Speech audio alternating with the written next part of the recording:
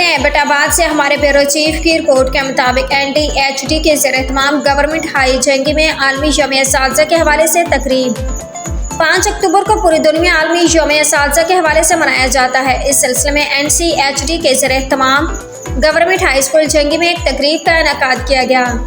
तकरीब से खिताब करते हुए शेब सादिक फील्ड ऑफिसर ने कहा कि इस दिन को मनाने का मकसद ये है कि असातिज़ा जो कि कौम के मेमार होते हैं और मुल्क के नज़रियाती सरहदों के मुहाफ़िज़ होते हैं, उनकी खिदमात का एतराफ़ करते हुए उन्हें खराज तहसीन पेश किया जाए। माशरे में जो उनका अजीम मुकाम और मर्तबा है वो उन्हें दिया जाए।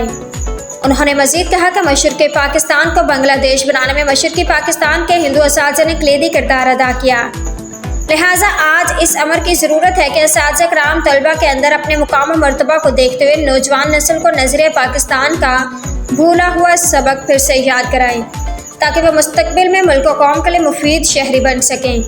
गवर्नमेंट हाई स्कूल जंगी के प्रिंसिपल जनाब हबीबुर रहमान ने असातिज़ा के नौजवान नस्ल की तामीर और तरक्की में किरदार और उन पर आयद जिम्मेदारियों पर रोशनी डाली और NCHD को तकरीब के इनेकाद पर शुक्रिया अदा किया।